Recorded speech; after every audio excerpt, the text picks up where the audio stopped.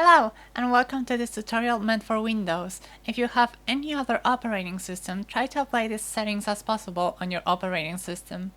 First, go to Open Sound Settings, then Sound Control Panel. Once this window appears, click on Recording and select your microphone. Click on Properties and go to Levels. Here, if you have a loud microphone, you may want to try to turn it down all the way to 1, but even still it may not work. If you have a loud but not peaking or distorting mic, try between 20 and 40. And if your mic is quiet, try between 50 and 70. Now, microphone placement. Try a corner of the room near the drum set.